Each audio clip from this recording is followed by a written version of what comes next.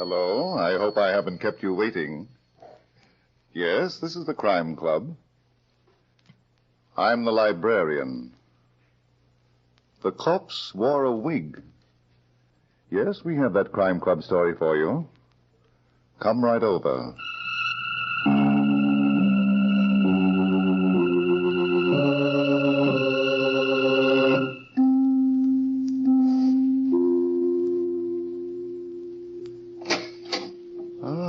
You're here. Good. Take the easy chair by the window. Comfortable? The book is on this shelf. Here it is. The Corpse Wore a Wig by George Bagby. The very intriguing story of a method of dying that was as deadly as murder. Let's look at it under the reading lamp. It was a few minutes before noon, and Inspector Schmidt was already having his troubles in his office at New York City's police headquarters. As a matter of fact, he was having his hands full, rubbing his aching feet. And oh, how they ached.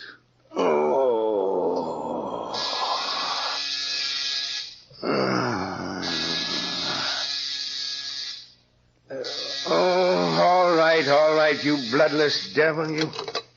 Hello, Schmidt talking. What do you want? Inspector, this is Cassidy. Cassidy, huh? That's a big help. Which Cassidy are you? The sergeant, sir. I suppose it's wondering you are what me and Inspector McKee man is doing on one of your cases. Well, you see, it's like I this. don't start wondering until I know what you're talking about, Cassidy. Oh, sure. And it's right you are. You know, the good Inspector McKee went on his vacation last night. Yes, but what's that got to do with me? Well, I'm working for you now. Inspector McKee's orders. Oh, my aching feet. That's the reason, sir. Well, I'm down here in the coroner's autopsy room. You know that suicide cadaver that was brought in this morning? I had him brought in. That's Dr. Jeremy Bullock. I wanted an autopsy done. It's been done. And it was no suicide, Inspector. What? Clear and simple. An open and shut case of murder. Let me talk to the coroner. Well, he just left a few minutes ago. He got a call to go out on another killing. And he asked me Stay where you are. I'll be down as soon as I get my shoes on and learn to walk again.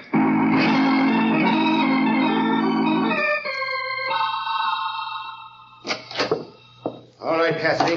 What's this about murder? There's the mortal remains of Dr. Jeremy Bullock, Inspector Schmidt, on that table. And here's the coroner's report, sir. Thanks. It's enough to make you wonder what people will do next a case like this. In all my 32 years on the police force... Shut up, Cassidy. Yes. Time of death between 11 o'clock and midnight. Last night. Contents of stomach, rye, whiskey, and chloral hydrate. That's a sleeping medicine. Darn it, Cassidy. There's nothing here that I didn't know before.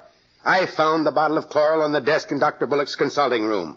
Where does the murder come in? It was no overdose of medicine that killed him, Inspector. No? No, according to what the coroner told me, there ain't enough of that stuff in the cadaver to be cause of death. Well, why isn't that on the report? Oh, no, don't blame the poor fella. He's doing the whole job alone, because the rest of the staff is out giving them smallpox vaccinations. All right, Cassidy. What killed Dr. Bullock? He was shot in the head, sir. What's that? It's a fact, and at very close range, too. There's powder marks and burns all over. Are you trying to tell me I looked at that corpse less than 3 hours ago and didn't see a bullet hole in the head? Well, nobody's seen it, not even the coroner. Till the wig came off. The what? Like it was his own hair, it was. The coroner was just about to perform an autopsy on the brain when it happened. I see. It was a moment for Start-Houts. Oh, Inspector. Right through the top of the head. Where's the bullet, Cassidy? Here it is. It's a slug from a .25. Small, huh? But why did this guy need a wig? He's got more hair than I have. That's the one thing I couldn't understand. The wig he was wearing was the exact duplicate of the hair that was growing right out of his head. That's it on the chair. Now bring it here. Yes. Well, yes, it's a puzzler, all right. Because there's only blood on the inside of this thing, on the lining. No bullet hole? No, sir. Mm-hmm. Then Dr. Bullock wasn't wearing it at the time he was killed. It was put on his head afterward. Yes, sir. Come on, Cassidy. We'll take a ride uptown to Dr. Bullock's place. Yes. This time I'm going to do a complete job on it. And on that cute little nurse of his, too, Miss Teresa Chalmers, if she's still around.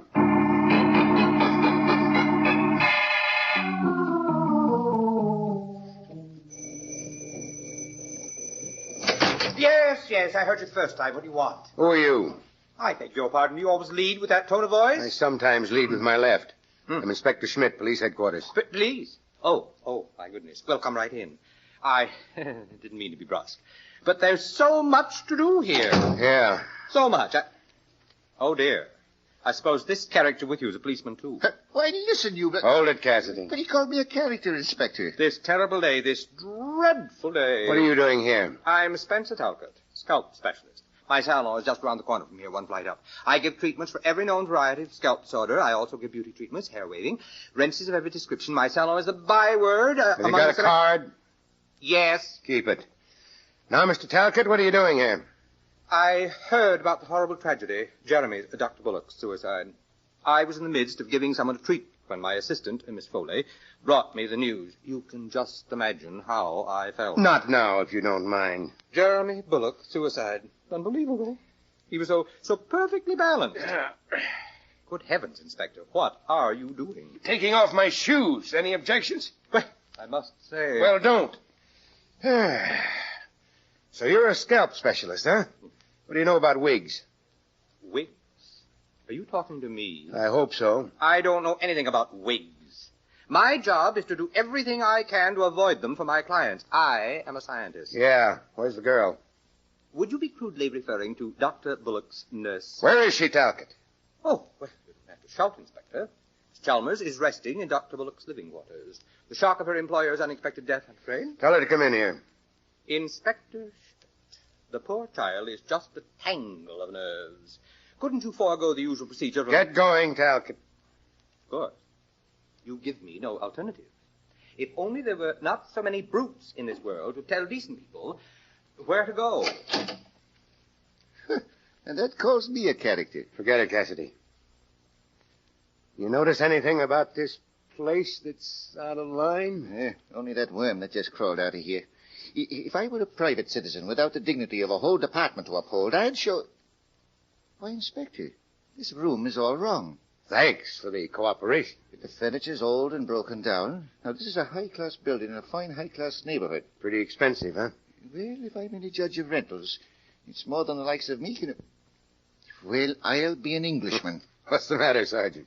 Now, what would that dirty, dilapidated moose head be doing on the wall of a doctor's waiting room? A moose head with one eye and a crack under the chin. It ain't the sort of thing that gives peace of mind to the sick and the troubled, is it now? Not exactly, Cassidy. But it is something to wonder about. Inspector Schmidt. Oh, Miss Chalmers. Mr. Talcott said you wanted to see me. Mm-hmm. Come in. We don't have to talk long distance. I'm not feeling well, Inspector. I hope you'll understand. Don't expect him to do anything so human, my dear. I told him exactly how miserable you were, but he insisted Cassidy. on your... Yes, sir. Go through this place and see what you can pick up. I'll do that, sir. Start with the consultation room. That's where the body was found. Yes, sir. The consultation. Well, that must be that room. Now, Miss Chalmers, What do you want? I told you everything hours ago. you told me you came to work this morning and found Dr. Bullock sitting at his desk, dead. That isn't everything, young lady. What? I'd like to know more about Dr. Bullock. Why a sloppy waiting room like this, and why that moose head? I don't know, Inspector. How long have you been his nurse? 6 months. What kind of people came into this dump of an office? All kinds. What are you getting at? Miss Chalmers, I've been a policeman too long not to recognize a phony setup. You saw nothing wrong with it this morning. Bright girl. I wasn't looking for the same kind of evidence. The same kind... Inspector, Yes, you're catching on fast. Jeremy Bullock didn't commit suicide. I knew it. He took an overdose of that chloral hydrate by mistake. I knew he wouldn't kill himself. You're so right. He was murdered. Murdered? Murder? You take second money, Talcott. What of all the ridiculous, utterly Now fantastic... go back to your stall. What you won't think of next, you policeman. Good heavens. Go back, Talcott, or I'll have Cassidy give you a scalp treatment. Oh, good gracious. Please. I don't believe it. It can't be true. Somebody dropped enough chloral hydrate into some rye whiskey to put Dr. Bullock to sleep, and then shot him in the head. In the head. Oh, I know this is a trick. You're only fishing. The top of the head, Miss Chalmers. Did you ever see this wig before? No. And what's more, Wait a minute. Yeah? That looks like Jerry's hair. Jerry, huh? Was he? No, he wasn't.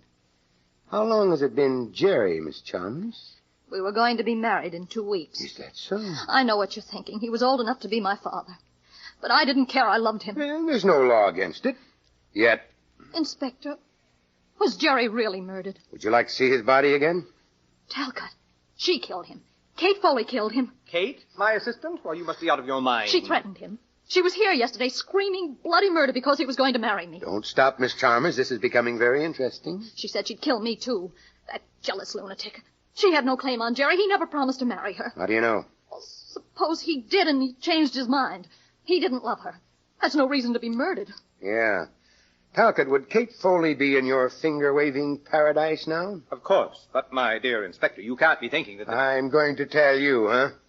Come on, I want to get her side of the story, and quick. But, Kate, she's one in a million. Expert assistant. Oh, I almost forgot my shoes. Dear me. What am I going to do? Don't say another word. The minute I get into these, I start hating things. All things.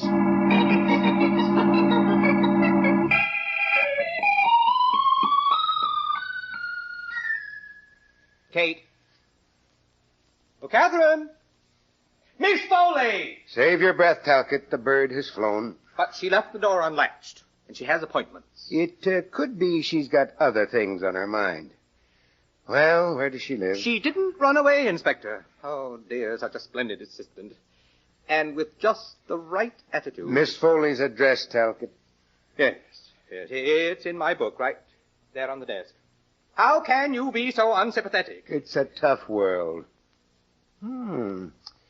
Say, this is quite a display of bottles you've got in this cabinet.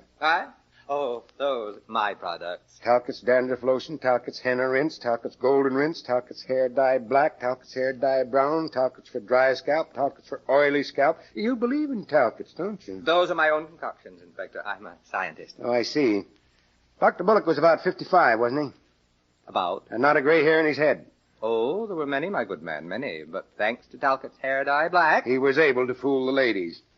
All right, let's get back to Miss Foley. It won't be necessary to go to her home, Inspector. Dear child left this note for me. She's gone to lunch. Where? For goodness sakes, how should I know? Miss Foley has a life of her own. She doesn't have to tell me. What time will she be back? She has an appointment with a very distinguished Park Avenue matron at 4 o'clock. That gives me 2 hours Inspector Schmidt. I was just leaving, Cassidy. Yes, sir. The young lady told me where to find you, and I ran as fast as my leg could get. What is it? Well, sir, it's evidence I've located. Real evidence. In Dr. Bullock's office? In his file of cases. You know the file where a doctor keeps the records of his patients? I know. Well, sir, there was nothing in it. Not one record of a single patient. And that set me thinking... Sergeant, what about the evidence? Well, I'm coming to that, sir. It was thinking I was something ain't kosher. And then I looked and I found it in the bottom drawer of the desk. In a medical book. You found what? This card, Inspector, with Louis Denby's name and address on it. Louis Denby? St. Louis, the slick artist that gave us all the trouble 8 years ago. But he disappeared. Nobody ever saw him again. Nobody but the dead Dr. Bullock, sir. Because there's his name and address in the card. And it says... 974 West 52nd Street. Let's go, Cassidy. We'll find out the connection between Bullock and Denby. Inspector Schmidt. Now, what do you want, Talcott? What shall I say to Miss Foley when she returns? Tell her not to get lost. She's got an appointment with me, too. All right, Cassidy. Well, what do you know? This fella believes in advertising, doesn't he? Talcott's dandruff lotion, Talcott's hair dye black. Come on. We've given him enough free time. Yes. Are we going to pay Louis Denby a visit? You are. I'm going back to headquarters. Oh, it's your feet again. My feet and my head. But in between, there's a hunch I'll do better at headquarters than anywhere else.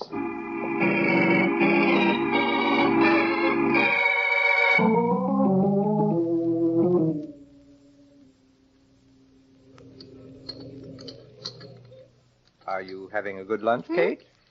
Oh, you. Checking up on me, Mr. Talcott? We needn't be so formal, dear. With you, how can a girl be otherwise? I've just done you a tremendous favor and at a great risk to myself. I'll bet. How much is it going to cost me? I told the police I didn't know where you were, but of course I knew all along. Police? I knew you're a child of habit, that you eat in this dreadful place every day. What do the police want with me? A certain Inspector Schmidt is frightfully upset about the death of Jeremy Bullock. So? Seems your friend did not commit suicide. What? He was murdered. You're crazy. Oh, yes. The police have all the proof they need. He was shot. Oh, no. Kate, where were you last night between 11 o'clock and midnight? I was...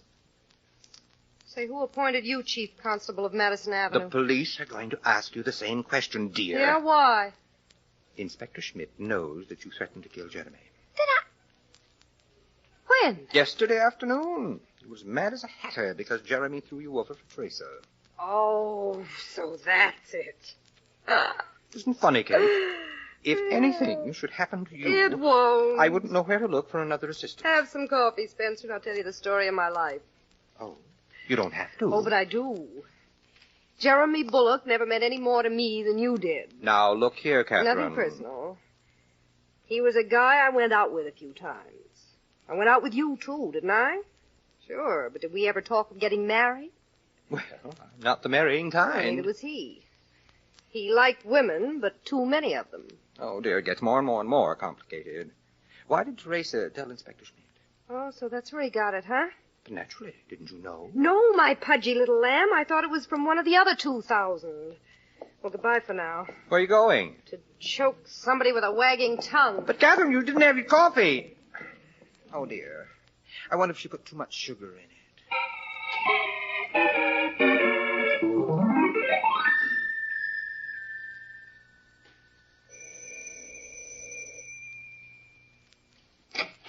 Teresa, darling. Kate, So you're still holding down the fort. You're not in the payroll anymore, honey. you can't come in here. Prove it. I used to be wrestling champ of the finger waving league. Nobody ever beat me. What do you want? A heart-to-heart talk. And yours better be wide open or I'll stop it for good. You're going to kill me. Well, that's up to you. Why did you tell the police I threatened to kill Jerry? Because you did. You said that if he married me... I know what I said, but why did you tell the police? What did you expect me to do? Jerry was murdered. So right away you set me up for the frying pan. You robbed me of the only man I ever loved. Oh, that's corny, Teresa. I don't care what it is. It's the truth. And I'm not going to see you get away with it. You're not going to see anything, honey, unless you start telling the whole truth. Kate. I've put a lot of curls in hair in my time. I wouldn't like to put one in your neck. Help. Help! You little fool. What are you trying to do? Start a riot? Say when and I'll let you breathe again. You've got a lot of talking to do, and you're not doing me any good yelping into my hand. All right. Don't try to catch any more flies. You almost smothered me. Almost never counts. Well, shall we talk now? If there's When any... I came in here last night at 10 o'clock, you ran into the examination room and locked yourself in. I didn't want another scene with you. That's not what Jerry told me.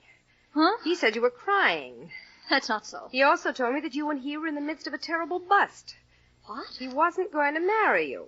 Now, see here, Kate, if you're making this When up... I left at 10:15, you were still in the examination room where Jerry kept all his medicines and drugs. He never had chloral hydrate. Who's going to believe you? But I... It doesn't pay to talk out of turn, does it, Teresa? I left a few minutes after you did. Good for you, but who saw you? Why, the... No, you're wrong, honey. There was no night watch in this building last night. No doorman. You can't prove I was here last night, Kate. That's right. And if you say anything about it, I'll deny it. It'll be your word against mine. That's what it is now. About my threat to kill Jerry and about everything else. Now, what were you crying about last night? It's none of your business. Oh, please don't be cute. I've been around a long time. That's too bad. And I knew Jerry before you did. He told you last night that he never intended to marry you. Shall I go on? I can't stop you. He also told you that he was using you to get rid of me. What? But... I'm a veteran of the same dirty war that licked you. Jerry used that stunt on me to get rid of a previous commitment. Oh. So we're two of a kind. You fight for your life, and I'll fight for mine. Maybe, if we say the right things to the right people, we'll both live to a ripe old age.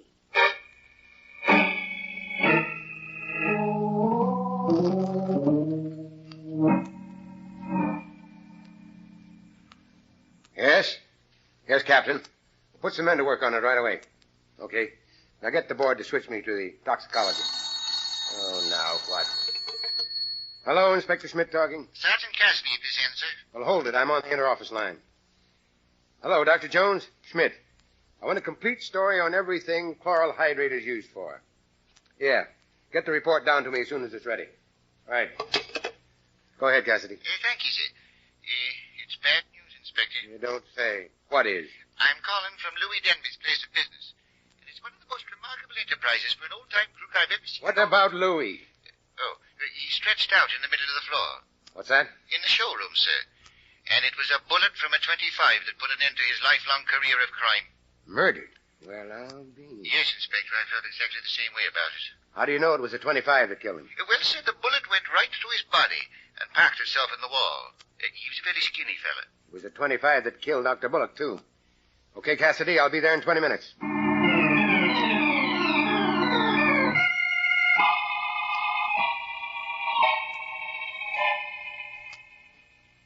Yeah, right through the heart at close range. He's been dead around 6 hours. Somebody didn't want Louis to talk, sir. Thanks for telling me. But why, Cassidy? That's the question. Well, Inspector Smith, it's all in the record. What record? Louis, when I came to this little bare room with the mirrors all around the walls, the first thought that came into my mind was, why a bare room with mirrors? So I made a thorough investigation. Yeah? It was in that room over there that I found the reason. Keep going, Cassidy. A factory where Louis Denby manufactured wigs. What? Yes, sir. All colors and all descriptions. Good Lord. Bullock gets a wig from Denby, and they're both killed by the same caliber gun. We've got to find out why, Cassidy. Well, sir, it's about that record I was telling you. After I see what the setup was here, I decided to look Just around... tell me about the record. I found it on this card in the drawer of Louis' work table. Now, let me see it. Dr. Jeremy Bullock, 123 Main Drive, St. Louis. Well, this is a business card. It's on the other side, the information that might January 6, 1940, lead poisoning. be... In St. Louis. Lead poisoning. Chloral hydrate, a wig, a moose head. Cassidy, we're almost in. The table, you say? Now go back to headquarters, get the St. Louis police on the phone. I want a full report on Dr. Jeremy Bullock up to the time he left the city. Would you be saying that... Later, if I'm right. Now I've got to pick up some suspects and hold a conference in Dr. Bullock's office.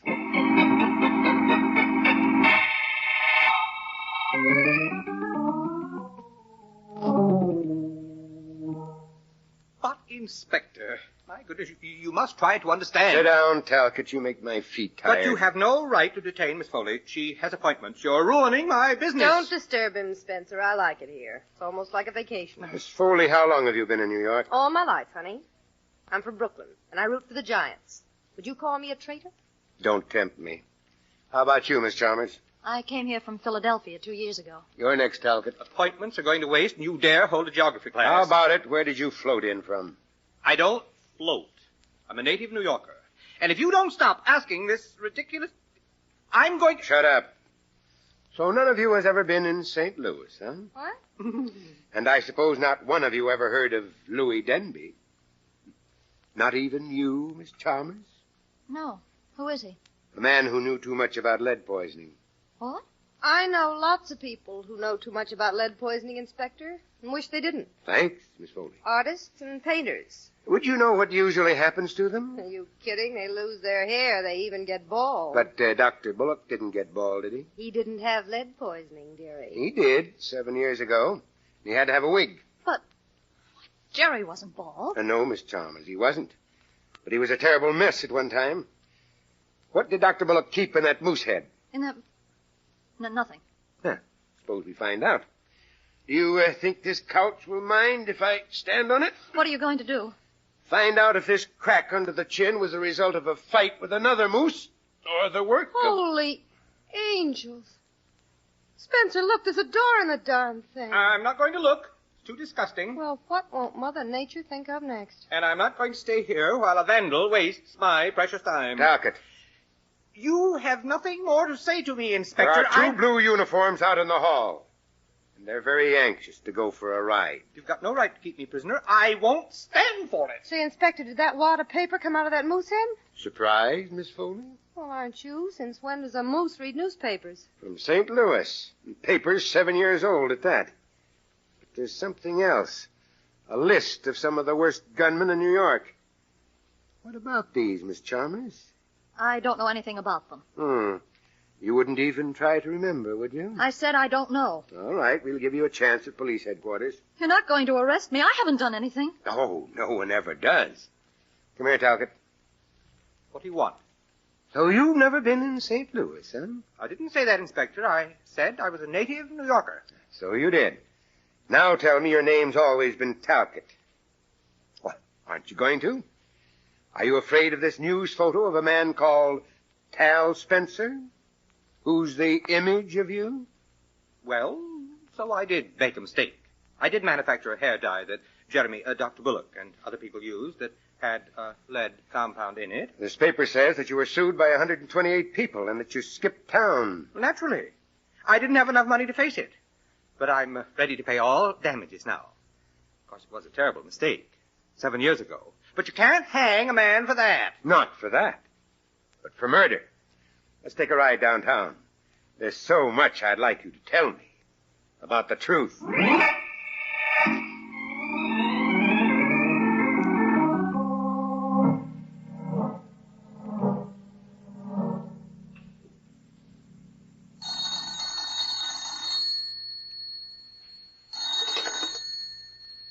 Yes, Schmidt talking. What do you want? Sergeant Cassidy, sir. What? Do you know what time it is? It's exactly 9:42. I'm sorry to be disturbing you at home, but You're sorry. I was giving my feet a hot bath and you dragged me across the living room to the telephone. What for? Well, I'm still down here at headquarters. I just got a teletype report. Dr. Bullock was no doctor. He lost his license 4 years ago because he... Patching up the wounds of robbers and gunmen. Yes, that's what he was doing in New York, too. Oh, my. Why did that Talcott kill Bullock? His real name was Spencer, and Bullock was blackmailing. Oh, that again. Yeah. Spencer made up a hair dye in St. Louis that almost ruined Bullock's scalp. It was a big scandal. Oh, one more question, and then I'll be leaving you alone to take care of your feet. How did you fix it on Spencer? The chloral hydrate. Used as a base in most dandruff remedies, and Spencer Talcott used it in his. Oh, my. You know, I always say when it comes to beating the police department of our great city of New York, a criminal has to Good get night, Cassidy. Good night, Inspector Schmidt.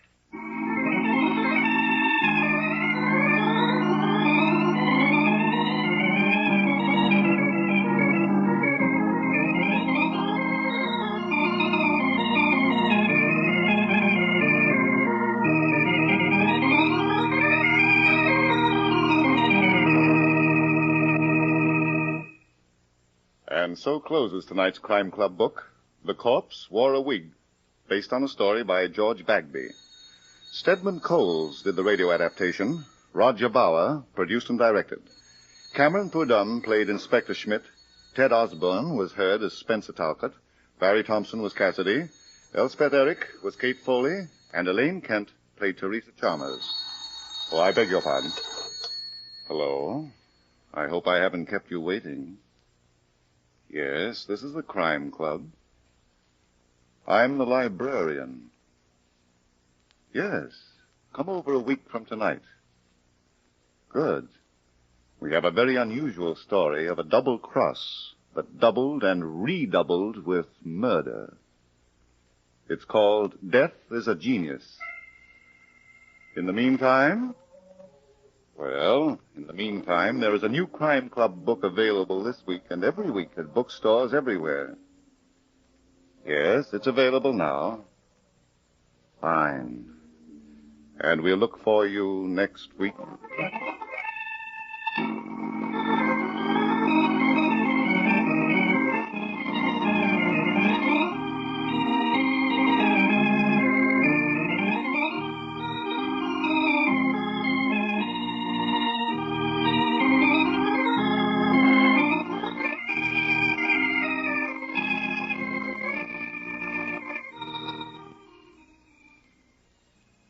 This program came from New York.